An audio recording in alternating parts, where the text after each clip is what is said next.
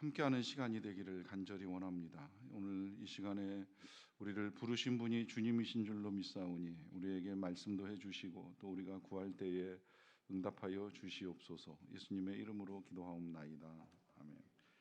이 저녁에 우리에게 주시는 하나님 말씀은 마가복음 3장 31절부터 35절까지 말씀입니다. 마가복음 3장 31절부터 35절까지 말씀입니다. 하나님의 말씀을 저와 여러분들이 한 절씩 교독으로 읽고 마지막 절 같이 읽겠습니다. 그때 예수의 어머니와 동생들이 와서 밖에 서서 사람을 보내어 예수를 부르니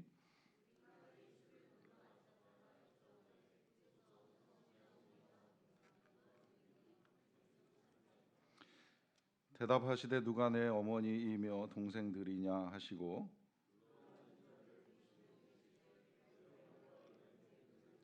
같이 읽겠습니다.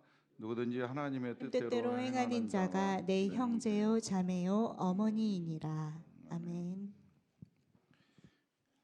제가 올라왔어요. 올라온 이유를 아실 거예요. 제 눈이 지금 상태가 안 좋습니다. 오늘 아침에 갑자기 눈병이 나서 저도 좀 당황스러운데 그러다 보니까 낮에 신방은 선글라스 끼고 했어요. 가까이에서 이야기를 나누기가 좀 불편하실 것 같아가지고 선글라스를 꼈는데 저녁까지도 깨끗해지지 않아가지고 선글라스를 끼고 설교를 해야 되나 고민을 하다가 여러분들하고 조금 거리를 두는 게 좋겠다 싶어서 이제 오늘은 올라와서 제가 말씀을 전하게 되는데요. 양해하시고 기도해 주세요. 이 눈의 상태로 주일까지 가면 저도 걱정스럽습니다. 보시기가 별로 좋지 않고 불편하실 것 같은데 일단은 기도해 주시고 회복돼서 주일 예배 드릴 수 있으면 좋겠습니다. 지금은 사라진 프로로 알고 있는데 오래전에 우정의 무대라고 하는 TV 프로 보셨을 거라고 생각이 됩니다. 각 부대별로 이렇게 돌아다니면서 이 뽀빠이라고 하는 이상용 씨가 이제 진행하는 이 군인들 위로 프로그램이었잖아요.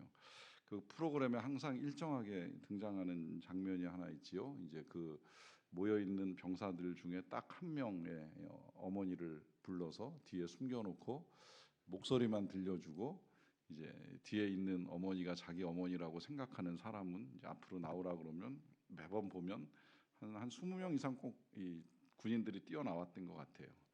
그리고 한결같이 하는 말이 있잖아요. 뒤에 계신 어머니는 제 어머니가 맞습니다. 뭐 이런 친구들 분명히 한 명의 어머니임에도 불구하고 모든 이제 나와 있는 군인들은 다 이제 그런 식의 대답을 했던 것 같아요. 뭐 그 중에 물론 이제 좀 다른 대답을 하는 친구들이 있었어요.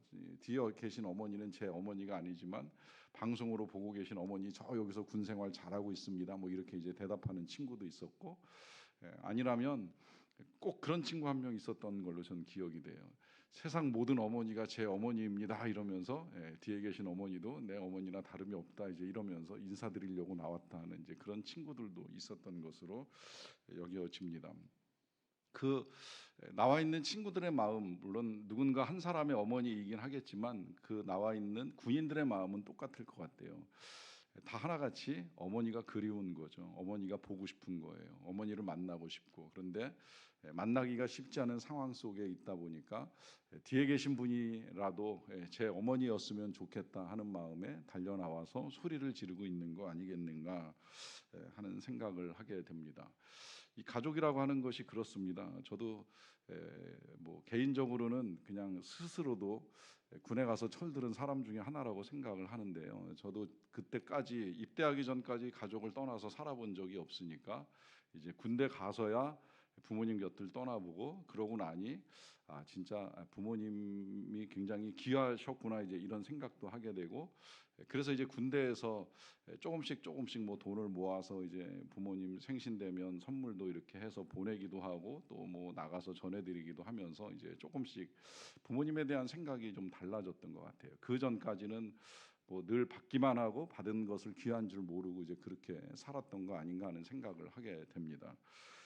중요한 건 이제 그런 과정들을 통해서 우리는 이제 가족의 소중함을 배우게 되는데 요즘 시대가 이게 지금 되게 많이 달라졌어요.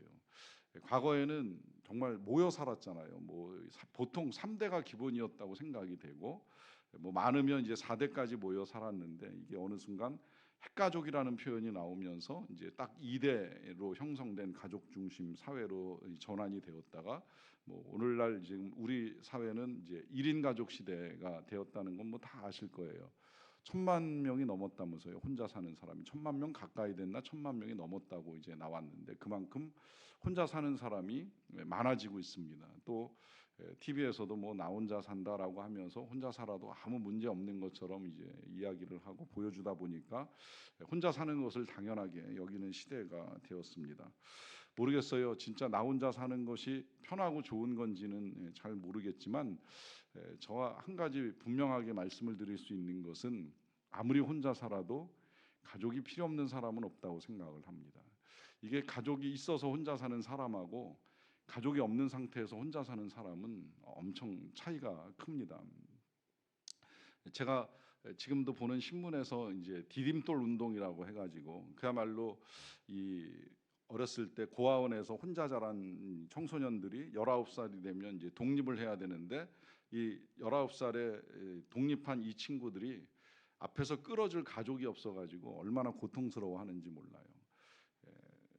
이제 막 세상에 나와가지고 아직도 공부를 더 하거나 아니면 일을 해도 벌어들인 돈을 가지고 이걸 어떻게 써야 되고 어떻게 모아야 되는지 가르쳐주고 도와줄 사람이 없는 거예요. 이제 그러다 보니까 그런 친구들을 이제 기업하고 연결해서 아니면 이제 좀 능력 있는 사람들이나 아니면 이제 도와줄 수 있을 만한 사람들하고 연결해서 어떻게든 스스로 독립을 잘 할 수 있을 때까지 이제 도와주자라고 하는 운동이 디딤돌 운동인데 여기 그런 운동만 보더라도 우리에게 있어서 가족이 얼마나 필요한가, 가족이 얼마나 중요한가 하는 사실을 분명하게 알게 되는 것이죠.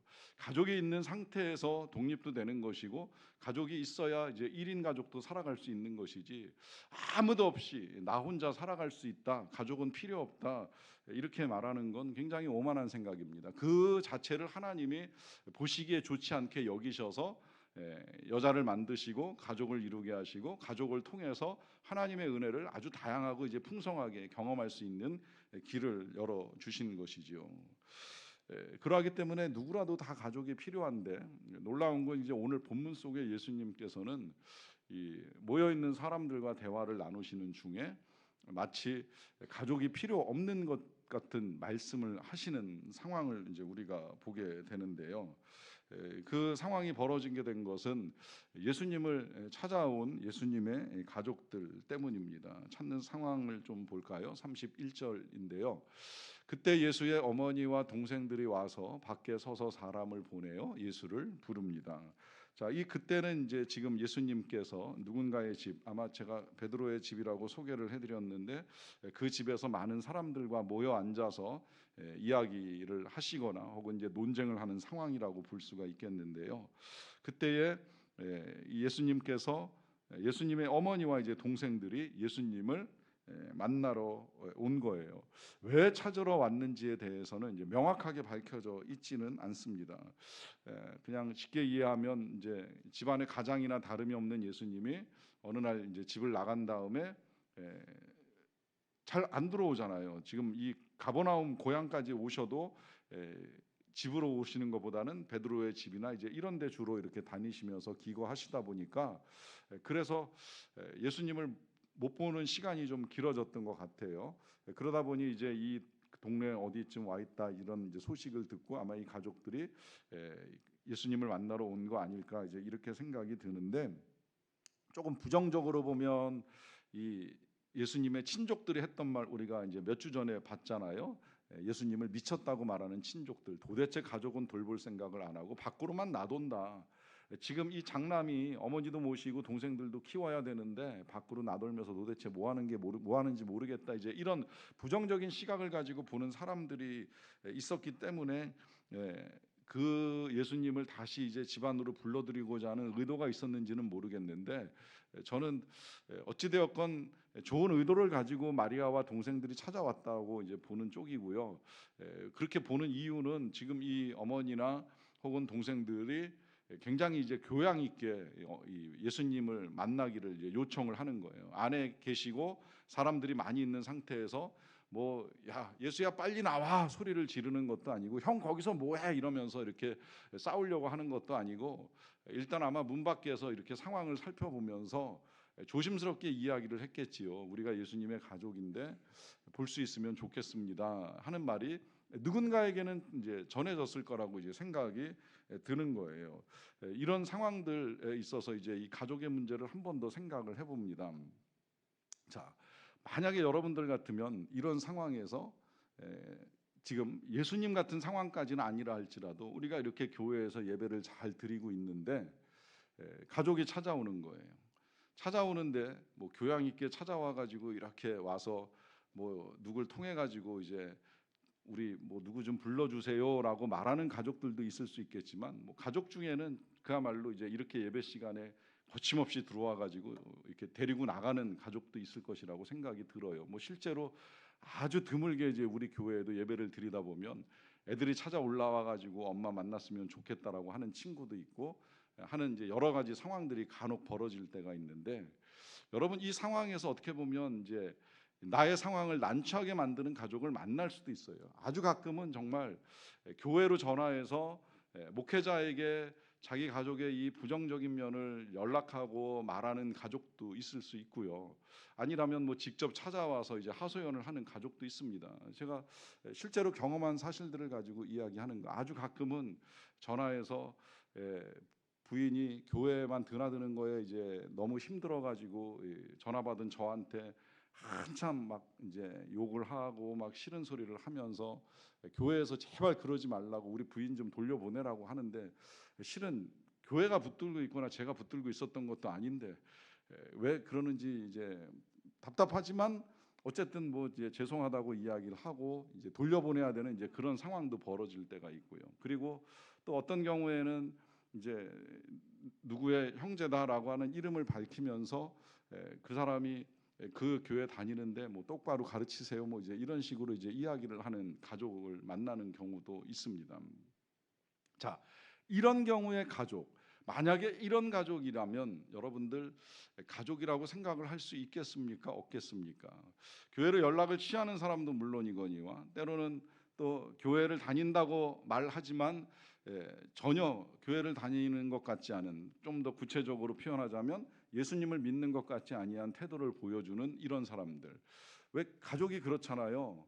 가족은요, 이 가족의 예를 들어 지금 이렇게 교양 있게 찾아와 가지고 예수님을 만났으면 하고 전해주는 그런 수준의 가족, 내지는 뭐 좋은 직업을 가진 가족, 내지는 뛰어난 교양을 가진 가족 정도 된다고 하면 내가 저런 사람과 가족으로 살아가는 거에 대한 기쁨과 자부심도 있을 수는 있어요. 반대로 어떤 경우에는 어떻게 저 사람이 나랑 한 가족이 돼서 살아가지라고 하는 이 답답함 내지는 왜 요새 가끔 그런 말 하잖아요. 제가 사실 뭐 이 자리에서 가끔 이제 실수를 하더라도 간혹 부끄러움은 저보다 제 아내의 몫이 되는 경우가 있는 것처럼 내 가족의 사건이 나에게 부끄러움이 되는 이 일이 벌어질 때에 그런 가족의 존재에 대한 여러분들의 마음이나 태도는 어떠한가라고 하는 질문을 해보는 거예요. 그런 가족 필요 없다고 생각하십니까? 그런 가족 때문에 힘드십니까? 왜 하필 저 사람이 내 가족이 되어서 내 부모가 되고 내 배우자가 되고 내 자녀가 되어서 날 이렇게 고통에 빠뜨리는가? 이런 탄식을 해보신 적은 없으신지요? 이런 이제 질문을 하는 이유가 있는데요. 그것은 우리는 가족에 의해서 품위가 고양될 수도 있고 손상될 수도 있어요. 그렇지만 가족에 의해서 어떠한 일을 겪어 나가더라도 하나님께서 우리를 가족으로 묶어주셨다는 이 사실은 굉장히 귀한 겁니다. 때로 그 가족 때문에 내가 고통을 겪고 아픔을 겪는다 하더라도 함께 할 수 있기 때문에 하나님께서 붙여주신 거예요. 그래서 이 가족이 때로 우리에게 부끄러움을 주고 고난을 가져다 준다 할지라도 우리는 품고 나아가야 합니다. 이제 왜 그런지에 대해서는 오늘 계속 말씀을 좀 전하고 또 기도하면서 함께 풀어가려고 생각을 하고 있는데요. 어찌되었건 이제 그렇게 예수님의 가족들이 찾아오니까 이 예수님의 가족을 만난 누군가가 이제 예수님에게 전달을 해줬어요. 전달한 내용이 32절에 있습니다. 무리가 예수를 둘러 앉았다가 여짜오되 보소서 당신의 어머니와 동생들과 누이들이 밖에서 찾나이다라고 하는 말씀을 합니다.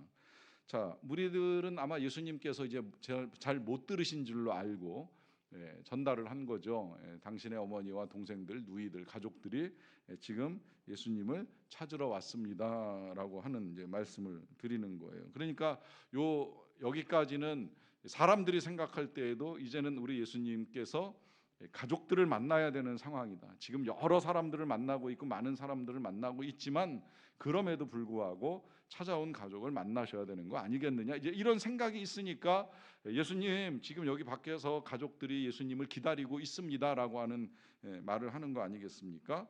자, 이렇게 이제 예수님께 말씀을 드렸는데 놀라운 이제 대답이 나와요. 대답이 질문으로 나왔습니다. 예수님께서 이런 대답을 하시죠. 누가 내 어머니이며 동생들이냐라고 하는 질문입니다. 자, 이 질문, 우리 예수님 하나님의 아들이시기 때문에 하나님과 똑같이 질문하실 때 몰라서 하는 건 분명히 아닌 게 틀림이 없고요. 또 질문하시는 건 깨달음을 주시기 위해서나 이제 가르침을 위한 질문이라고 볼 수 있는데요. 그렇다고 한다면 이제 왜 이런 질문을 하시겠습니까? 누가 내 어머니며 동생들이냐? 그야말로 밖에 있는 사람들이 도대체 누구야 이런 뜻은 아닐 터인데 이 질문을 던지는 건 이제 이어지는 말씀 속에서 이 새로운 이제 가족의 개념을 제자들과 우리들에게 전달을 해 주십니다. 34~35절인데요. 둘러앉은 자들을 보시며 이르시되 내 어머니와 내 동생들을 보라. 누구든지 하나님의 뜻대로 행하는 자가 내 형제요 자매요 어머니이니라라고 합니다. 자, 여기서 이제 예수님께서 자신의 어머니와 동생들이 누구인가 하는 사실을 밝히지요. 둘러앉은 자들을 보시면서 하시는 말씀이에요. 하나님의 뜻대로 행하는 자가 내 어머니요 자매요 누이들이다라고 하는 말씀을 하십니다. 자, 여기서 우리 예수님께서 분명하게 밝히는 이제 가족의 개념에 대해서는 하나님의 뜻대로 행하는 자다라고 하는 것을 말씀을 하십니다. 자, 이 말씀 이제 오늘 우리가 함께 생각할 여지가 굉장히 많아요. 그러면 하나님의 뜻대로 행하지 아니하면 다 가족이 아니라는 말이냐? 1차적으로 자, 이 말씀이 전해졌을 때 만약에 밖에 있는 뭐 어머니나 혹은 그 형제들이 들었으면 굉장히 섭섭하고 서운할 말씀 아닙니까? 그 자리에 모처럼 한 번쯤 얼굴 보겠다고 오래간만에 찾아왔는데 누가 내 형제, 누가 내 어머니야? 그러면서 여기 둘러앉아서 하나님의 뜻대로 행하려고 하는 사람들이 내 어머니다, 형제다, 자매다 이렇게 말씀하시는 거 들으면 여러분들 같으면 어떠시겠어요? 예수님이시니까 그렇게 말씀하실 수 있다 이전에 가족의 입장에서 바라보면 어떤 느낌이 들까 하는 생각을 해보는 거예요. 거기다가 하나님의 뜻대로 행하는 자라라고 했는데 이 말씀 잘못 오해하면요, 하나님의 뜻대로 행하는 우리 교인들은 가족같이 여길 수 있지만 하나님의 뜻대로 행하지 아니하는 집안의 불신 가족들, 오늘 이 자리에도 계시잖아요. 교회 잘 안 나오고 하나님 떠난 지 오래된 뭐 배우자나 혹은 자녀들이 있다라고 하면 그럼 가족 아닙니까? 그런 사람들은 가족이 아닐까요? 왜? 하나님의 뜻대로 행하지 않잖아요. 하나님의 뜻은커녕 하나님 전에 코빼기도 안 보이고 살아가잖아요. 그럼 그런 사람들은 예수님의 가족이 아닐 뿐만 아니라 그 예수님의 기준대로 하면 우리의 가족도 아니라고 우리가 단정 지을 수 있는 사람들이 돼버리고 마는 겁니까? 이런 이제 의문이 들 만한 말씀을 지금 하신 거예요. 간혹 이제 그런 생각을 하는 사람들이 있기도 해요. 이제 내 가족은 지금 나의 혈육이 아니다. 내 부모도 아니고 형제도 아니고 내가 교회에서 만난 이 사람들이 내 형제요 가족이다. 물론 교회에서 만난 사람들 전 귀하다고 생각을 합니다. 저도 그렇게 귀하게 여깁니다. 어떤 면에서는 우리가 때때로 가족보다 훨씬 더 많이 만나잖아요. 뭐 저만 하더라도 제가 우리 형제들 만나는 것보다 여러분들을 만나는 시간이 훨씬 더 많잖아요. 여러분들과 보내는 시간, 적어도 일주일에 한번 이렇게 같이 예배도 드리고 또 교제하고 하는 이런 시간들까지 합하면 제가 우리 형제들 만나는 시간보다 어떤 때는 여러분들을 더 많이 보고 있기 때문에 가족보다 더 귀하다고 할 만한 이유는 얼마든지 있는데, 그렇다고 해서 저의 가족들이 가족이 아니다라고 하는 말을 하기도 쉽지는 않은 것이죠. 하나님께서 지금 교회 다니지 않고 예수님을 믿지 않지만 이제 그런 가족들은 하나님의 가족이 아니다, 내지는 너희들의 가족이 아니다라고 선을 그어 주시고 그 가족들 귀하게 여길 필요 없다라고 하실 말씀은 아니라고 생각을 합니다. 자, 그렇게 되면 도대체 예수님은 왜 이런 말씀을 하셨는가라고 하는 것을 우리가 하나하나 좀 생각을 해볼 필요가 있습니다. 먼저는 우리 예수님이 지금 이렇게 말씀하셨다고 해서 자신의 가족들을 내치거나 버리거나 하신 거 아니라는 건 다 알고 계시죠. 우리 예수님은 마리아가 내 어머니라는 사실을 분명하게 알고 계셨고, 또 마리아를 마지막 순간까지 요한에게 부탁을 하면서 끝까지 잘 책임져 달라라고 하는 요청까지 했어요. 그래서 사도 요한이 마리아를 정말 자기 친어머니처럼 모시고 에베소까지 가서 사역하는 동안에도 계속 복양을 합니다. 이제 그럴 정도로 마리아, 요한도 예수님도 어머니를 이제 귀하게 여겼다고 볼 수가 있습니다. 뿐만 아니라 초대교회 공동체 안에는 예수님의 동생들이 함께 들어와 있어요. 그래서 그 교회 첫 번째 수장이 야고보예요. 베드로가 아니에요. 이게 어떻게 베드로로 넘어갔는지 저는 그 부분은 좀 잘 이해가 안 되는데, 처음 교회가 회의를 주재할 때에 그 회의를 주재했던 사람은 예수님의 동생 야고보입니다. 이 말은 예수님의 공동체 안에 동생들도 함께 이제 자리를 하게 되었다라고 하는 거예요. 그러하기 때문에 예수님이 가족을 포기하거나 버리거나 하는 일은 없습니다. 뭐 해석에 따라서는 이 말씀에 자극받은 이 예수님의 가족들이 하나님의 뜻대로 행하기 위해서 이제 이 공동체 안에 함께 합류한 것이 아니냐, 그래서 예수님의 어머니도 예수님을 따라다니는 제자가 된 거 아니겠느냐, 뭐 이제 이런 해석을 하기까지 하는데요. 자, 그러면 이제 더 심각한 질문이 하나가 나오게 됩니다. 그렇다고 하면 하나님의 뜻대로 행하여야 한다라고 하는 이제 것인데요. 하나님의 가족이 되려면, 주님의 가족이 되려면 하나님의 뜻대로 행하여야 된다라고 하는데, 여러분, 이게 정말 교회만 다닌다고 해서 다 하나님의 뜻대로 행하는 겁니까? 이게 그렇게 쉬운 문제입니까? 여러분, 교회 안에는 우리 예수님이 여러 차례 비유를 통해서 양도 있지만 염소도 있고요, 곡식도 있고 알곡도 있지만 가라지도 있습니다. 그러면 이 안에 쉽게 다시 말씀을 드리면 하나님의 뜻을 행하는 사람도 있고 행하지 않는 사람도 있다는 거예요. 물론 우리가 판단하고 우리가 알 수는 없지만 이 안에 그렇게 섞여 있는 사람들이 있다라고 한다면, 그러면 가족 아닌 사람이 함께 어울리고 있다는 이야기가 되는 거예요. 그러면 누가 가족이고 누가 아니라고 할 수가 있겠습니까? 더더군다나 이 누가 가라지인지 누가 알곡인지 누가 양인지 누가 염소인지 감히 우리가 어찌 알겠습니까? 코로나가 처음에 탁 터지고 나가지고 이제 교회에 올 수가 없는 상황에서 교회를 오는 사람들이 있었어요. 그래도 난 예배당에서 예배를 드릴 거야라고 생각을 하고 예배당을 찾으시는 분들이 계셨는데, 이 코로나가 터지고 이제 오고 안 오고의 문제가 좀 이제 복잡했잖아요. 사실 가야 돼 말아야 돼 여러 가지 갈등도 많았고, 온라인으로 하면 되느냐 안 되느냐 하던 이런 시기였는데, 교회 오셨던 분 중에 한 분이 저한테 그런 말씀을 하시더라고요. 이 코로나가 알곡과 쭉정이를 나누는 거 아닌가 모르겠어요 라는 말씀을 하시더라고요. 제가 대답을 못했어요. 왜냐하면 코로나 때 예배를 드렸다고 해서 알곡이고 온라인으로 예배를 드렸다고 해서 그것도 쭉정이라고 말할 수는 없는 것이기 때문입니다. 더더군다나 이제 그런 예배가 처음에는 뭐 그냥 그래도 예배를 드릴 수 있다가 이제 나중에 인원이 점점 막 줄었잖아요. 뭐 300명 예배당에는 뭐 10%밖에 못 앉는다 그래가지고 30명 이상 못 앉는다고 하니까 뭐 처음에 열심히 다닐 것처럼 했던 분들 중에도 이제 결국은 교회에 올 수 없는 상황이 벌어지고 말았는데, 그러면 정말 오는 사람은 알곡이고 오지 못하는 사람은 쭉정이인가, 이제 이런 이제 얘기가 나올 수밖에 없는 거죠. 그렇게 따지면 어찌되었건 죄송합니다. 어찌되었건 하나님의 뜻대로 행해야 가족이 된다라고 하면 과연 우리 중에 누가 가족일까? 나는 과연 가족일까? 하는 질문을 할 수밖에 없는 거예요. 여러분들 스스로 정말 내가 하나님의 뜻대로 행하기 때문에 내가 예수님의 가족이 맞아, 이런 말을 할 수 있을까라고 하는 질문을 드리는 겁니다. 물론 여기서 주님이 명백하게 가르쳐 주신 거를 무시하거나 소홀하게 생각하셔서는 아니 돼요. 하나님께서 보시는 하나님의 자녀들은 하나님의 뜻을 따르는 것은 맞아요. 그러나 우리 중에 그 누구도 자신 있게 내가 하나님의 뜻을 따라갈 수 있기 때문에 나는 하나님의 자녀야 라고 말을 할 수 있는 사람도 없다는 것입니다.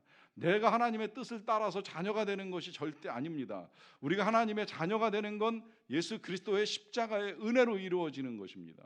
예수 그리스도의 십자가를 통해서 죄의 노예로 살던 우리를 하나님께서 속량하시고 그 죄값을 치르심으로 말미암아 우리에게 자유 시민권과 더불어서 하나님의 자녀가 되는 자격을 주셨기 때문에 우리가 다 자녀가 된 것이지, 내가 하나님의 뜻을 따라 열심히 교회 생활하고 신앙 생활해서 이제 하나님의 자녀가 되었다라고 하는 말을 할 수는 없다는 이야기예요.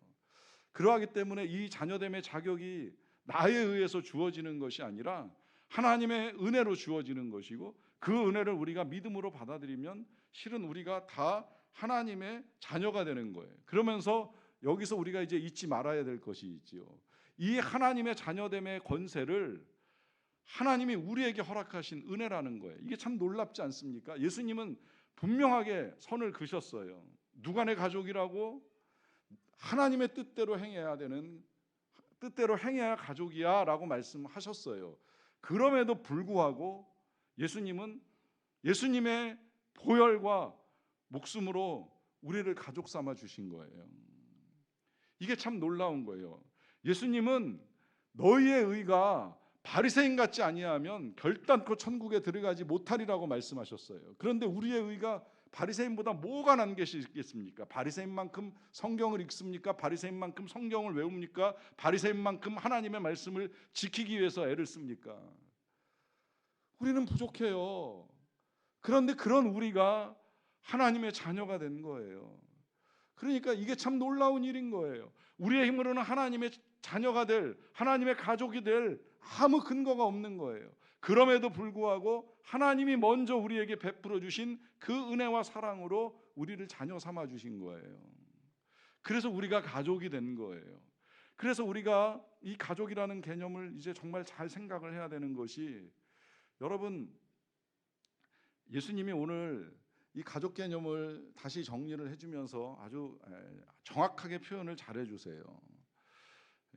누가 내 어머니며 동생들이냐 하신 다음에 누구든지 하나님의 뜻대로 행하는 자가 내 형제요 자매요 어머니라 이렇게 말씀하시잖아요. 그런데 아버지라 하는 말씀은 절대 안 하세요. 그러니까 그렇게 보면 여자는 예수님의 어머니가 될지 모르겠지만 남자는 아버지가 안 되고 예수님의 형제밖에 안 되는 거예요. 촌수상으로는 그런 거예요. 자, 그러면 예수님이 왜 여기서 굳이 아버지라는 표현을 안 썼는지는 분명하죠. 그건 아버지는 한 분이신 거예요. 누가 뭐래도 아버지는 한 분이신 거예요. 하나님 한 분뿐이신 거죠. 자, 그러면 우리는 다 똑같이 지금 하나님을 아버지라고 부르는 사람들입니다. 그렇죠? 우린 다 하나님을 아버지라고 부르잖아요. 그러면 누구라도 상관없이 다 우리는 형제가 되는 거예요.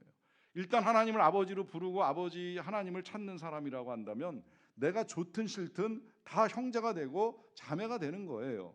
자, 그렇게 되면 이 형제 자매들 가운데에는 내 마음에 드는 형제도 있을 수 있고 안 드는 형제도 있을 수 있어요. 그렇다고 해서 그가 나의 형제가 될 수 없다는 이야기는 우리를 가족 삼아 주신 하나님의 뜻을 거스르는 행위가 되는 거예요. 하나님의 뜻에 대한 도전이 되는 겁니다. 그러하기 때문에 비록 내 마음에 들든지 안 들든지, 그가 어떤 태도를 취하든지 어떤 행동을 보이든지 우리는 다 가족으로 품고 나가야 되는 거예요. 그래서 제가 처음에 믿지 않던, 엉뚱한 행동을 하던, 이해할 수 없는 태도를 취하던 우리가 다 함께 품고 살아가라고 우리의 가족이 되게 해주신 거예요. 그래서 우리가 세상에 나가서는 혈육의 가족들을 사랑하며 섬기는 것이 너무 마땅한 일이고요. 교회 안에 와서는 이렇게 만나게 해주신 그 누구라고 할지라도 사랑으로 섬기는 것이 너무나 당연한 일이 되는 것입니다. 다만 이 모든 일들을 할 수 있는 근원에는 우리를 가족 삼아 주신, 우리를 자녀 삼아 주신 하나님의 은혜와 사랑이 있다는 사실입니다. 여기서 이제 오늘 우리 시대가 겪고 있는 문제도 함께 우리가 풀어갈 수 있을 것 같아요. 그것은 세상은 갈수록 이제 1인 사회가 되는데 이 흐름을 뭐 쉽게 거스르기는 이제 어려울 것 같아요. 참 안타깝게도 저는 변함없이 결혼은 하나님의 뜻이고 자녀를 낳는 건 창조의 명령이라고 생각을 합니다. 분명히 하나님은 남자와 여자를 만드시면서 생육하고 번성하라라고 하는 명령을 해 주셨어요. 그러하기 때문에 분명히 어떤 젊은이들이라 하더라도 다 가정을 이루었으면 자녀를 낳는 게 마땅한 일이에요.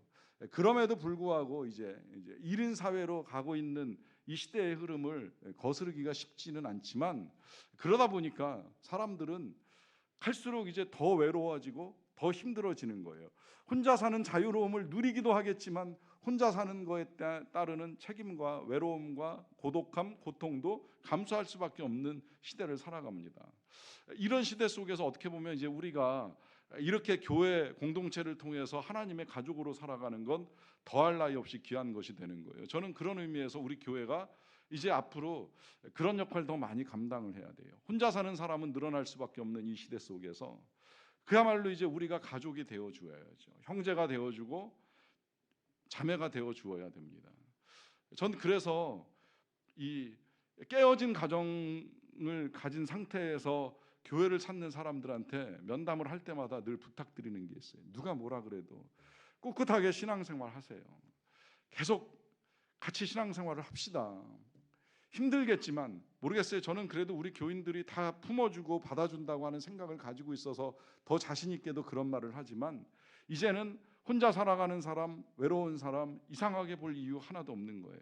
오히려 그럴수록 하나님이 우리를 형제와 가족으로 묶어주셨기 때문에 더 품어주고 안아줄 수 있어야 된다고 봅니다. 그야말로 1인 가족 시대로 접어드는 이 마당에 그 1인 가족을 교회가 안 품어주면 누가 품어주겠습니까? 이것이 하나님께서 우리 아버지가 되시고 우리를 가족으로 삼아주신 이유입니다. 이러는 과정 속에 마지막 결론으로 말씀을 드리자면, 결국은 우리도 다 혼자 남는 가족이 될 수밖에 없을 거예요. 평생에 내 배우자하고 함께 갈 것이라고 누가 말할 수 있겠습니까? 정말 운이 좋아서 배우자를 남겨놓고 먼저 떠나는 일이 있을지는 모르겠지만, 그렇게 떠나고 나면 또 배우자는 혼자 남을 수밖에 없는 이 외로움에 처하게 되는데요. 그때 잊지 마십시오. 절대 혼자가 아닙니다. 여기 가족이 있습니다. 그리고 우리 아버지 하나님이 계시고 우리의 맏형이 되시고 맏아들이 되신 예수님이 우리와 함께 계시지 않습니까? 이 귀한 사실 잊지 않고 살아가는 저와 여러분 되시기를 간절히 바랍니다. 기도하겠습니다. 하나님 감사합니다. 우리가 하나님의 가족이 될 만한 자격을 갖추지 못했습니다. 하나님의 뜻대로 행하여야 하는데 우리는 여전히 하나님의 뜻을 따라 행해 나가는 일들에 얼마나 부족한지 모릅니다. 그럼에도 불구하고 예수 그리스도를 통하여 우리를 자녀 삼아 주신 은혜 진심으로 감사드립니다. 그래서 우리가 하나님의 가족이 되었고, 그래서 오늘도 사랑하는 가족들, 또 교회의 지체들, 형제 자매들을 위해 기도하기 위해 이 자리에 모였습니다. 우리 아버지 되신 하나님께서 이 밤에 우리의 기도를 들으실 줄로 믿습니다. 감사합니다. 예수님의 이름으로 기도하옵나이다. 아멘.